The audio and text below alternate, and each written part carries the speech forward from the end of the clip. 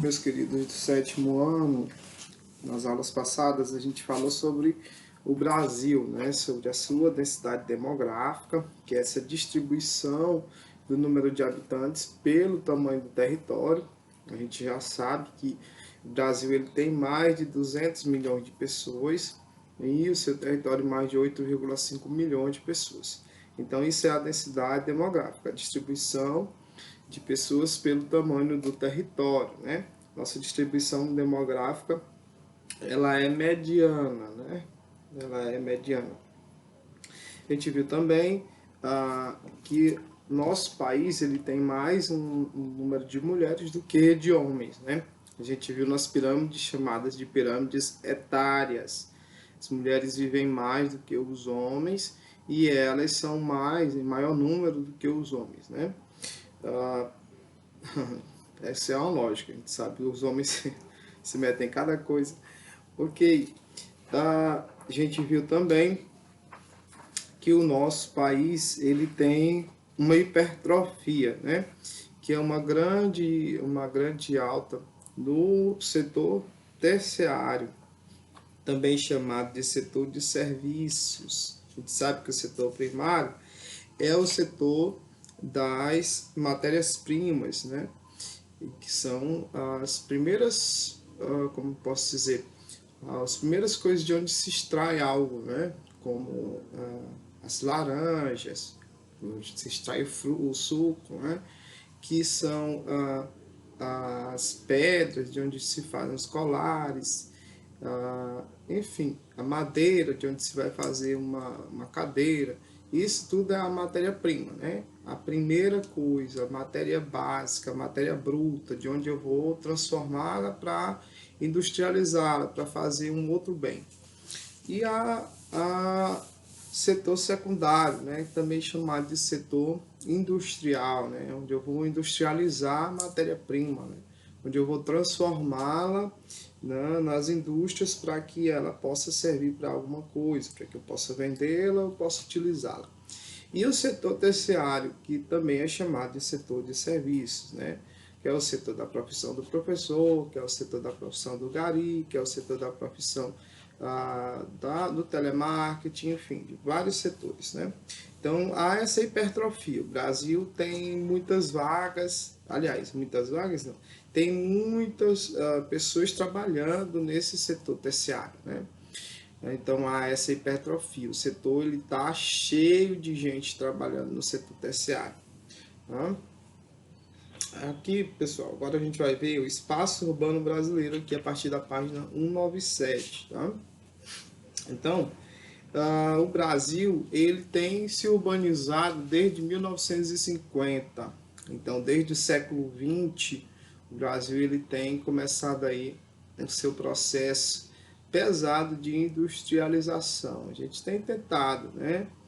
Um dos homens que teve muita participação nessa industrialização no Brasil foi o senhor Dom Pedro II, né? Começou a trazer aí as Maria Fumaças, começou a trazer os primeiros trens para o país, trouxe a primeira linha telefônica para o país, né?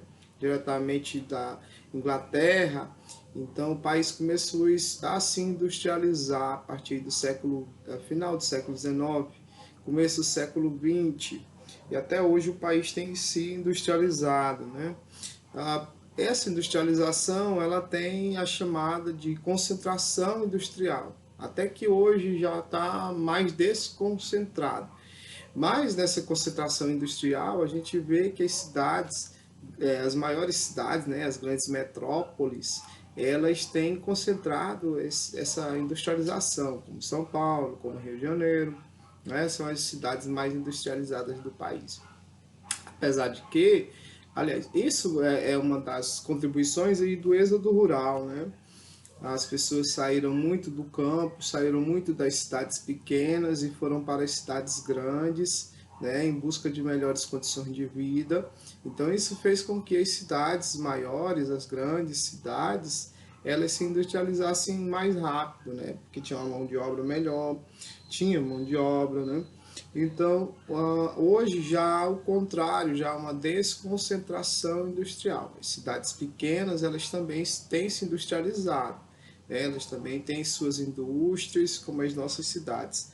Também têm aumentado seu processo de industrialização, as grandes fábricas, as grandes montadoras, elas também têm procurado cidades pequenas, né, para atuar. Ok. Aqui na página 200 está mostrando que o Brasil ele depende muito dessa relação entre a cidade pequena, né, ou a cidade grande, entre o interior, o campo, também chamado de campo. Então, há essa relação, né, interdimensional, essa relação que ultrapassa todos os limites no sentido de união, né? Precisa-se dessa união, desse campo e dessa cidade, porque um é interdependente, um depende do outro, né? No campus há o predomínio do setor primário, né? Há o predomínio do leite, há o predomínio da carne, há o predomínio de tantas coisas do setor primário. E na cidade já há esse predomínio do setor secundário, né, de pegar esse leite que é produzido no campo, transformar no iogurte, transformar em um queijo, né, embalar, vender, industrializar, vender em grande escala, vender para muitas pessoas. Então depende do outro, né? Um produz uma coisa, o outro vai lá, embala, vende, industrializa. Então, um depende do outro. Ok. Olha só, aqui na página 201 está mostrando a nossa densidade demográfica brasileira, né?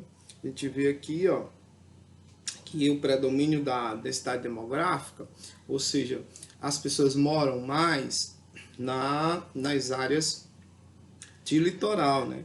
Nas áreas próximas à praia, né? As áreas litorâneas brasileiras são as mais densas, as mais povoadas, né? Tem algumas cidades, com exceção aí de Brasília, com exceção de Belo Horizonte, né? Mas a maioria, a maior parte da densidade demográfica, a parte das pessoas moram aí no litoral brasileiro. Isso aqui formam redes urbanas. Tá? No Brasil, a gente tem a hierarquia. Em tudo a gente tem hierarquia. E principalmente nessa questão das cidades, a gente também tem as hierarquias. Hierarquia é o que, professor? Hierarquia é a ordem das coisas, né? Já falei isso dentro de sala. O mais forte, mais desenvolvido, ele vai ter uma importância maior do que os menos fortes, né, os menos desenvolvidos. Estamos falando aqui no caso das cidades. Então, as cidades mais desenvolvidas, elas vão estar como eu posso dizer, com destaque maior, né? Então, existem cidades que se destacam no mundo todo, existem cidades que se destacam no país, né, no caso no Brasil, existem cidades que se destacam na sua região e existem cidades que se destacam ali no seu lugarzinho, né?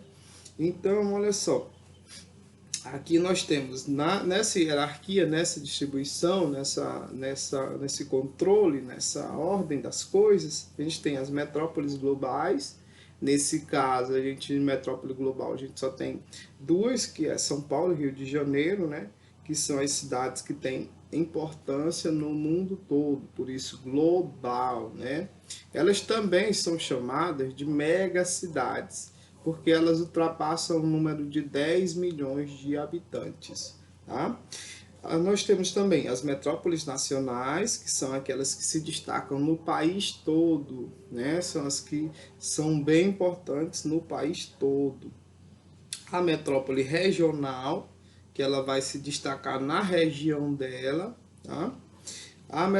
O centro regional, como eu estou te falando, vai se destacar aqui mais para essa região mesmo, o centro subregional 1 e centro subregional 2, que tem a sua importância, mas não são tão importantes assim. né? São mais importantes, mais para ali, para aquelas pessoas que moram próximas.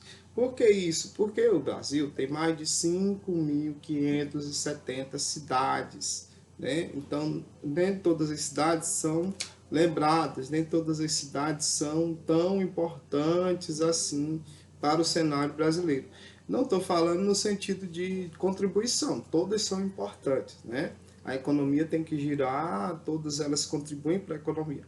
Mas no sentido de quando se lembra, quando se tem um potencial turístico, tem um potencial econômico, tem um potencial financeiro, tem um potencial de alavancar o país, né? Então, é por isso que há essa hierarquia, essa ordem das cidades, para saber quais são as que contribuem mais, as que são mais importantes, as que são menos importantes.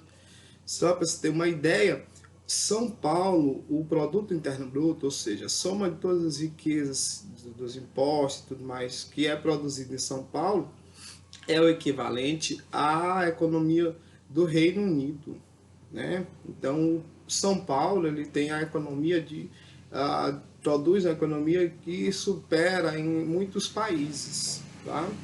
Então, por isso, daí a importância de se chamar São Paulo como uma metrópole global, tá? Você sabe que metrópole é a grande cidade, metrópole, grandes cidades, cidades importantes, tá?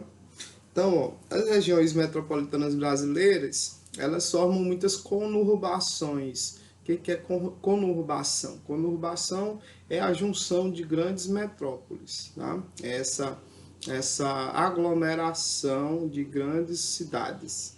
No caso, a gente tem um caso bem explícito, bem famoso para mostrar, que é o caso do ABC paulista ou ABCD paulista.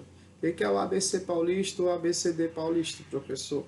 O ABC paulista ou ABCD paulista é essa conurbação de áreas metropolitanas, de áreas de grandes cidades de São Paulo, né, do estado de São Paulo. No caso, Santo André, por isso São Bernardo do Campo, né? Santo André, São Bernardo do Campo, que aí o B, né? São Bernardo, São Caetano do Sul, o C.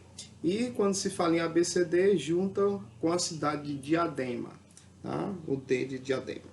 Ok, então essa é a chamada de regiões metropolitanas. De acordo com o Instituto Brasileiro de Geografia e Estatística, o IBGE, no Brasil nós temos 69 regiões metropolitanas, tá?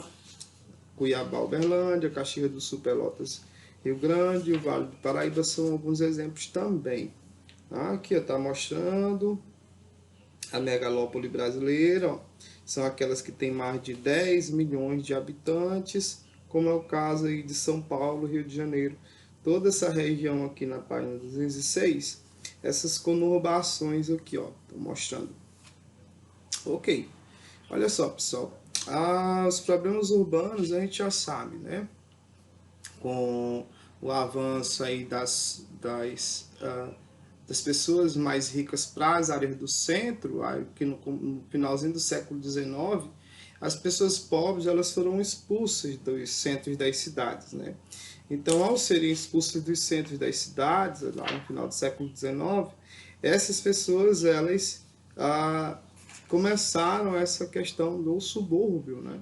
Do gueto, essa questão periférica, né? Essa questão da periferia das grandes cidades. Então, daí começou, né, essa separação, essa segregação espacial. Segregação espacial é a separação entre ricos e pobres pelo espaço, né? Onde a gente sabe que nas grandes cidades, onde nas áreas centrais moram os mais ricos e nas áreas do gueto, nas áreas das favelas, nas áreas mais periféricas estão os mais pobres. Então isso é a segregação espacial. Aos espaços só dos ricos, espaços só dos pobres, tá? Ok, agora eu peço que vocês... migração pendular. Essa migração pendular a gente já sabe, que é aquela que lembra o pêndulo de um relógio, quando o trabalhador ele sai das suas longas distâncias aí até os centros das cidades, onde geralmente é as áreas onde eles trabalham.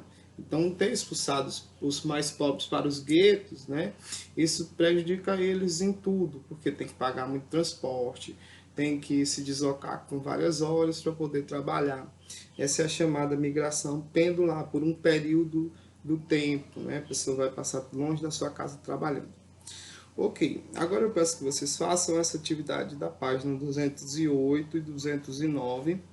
Na próxima aula a gente continua. Até a próxima.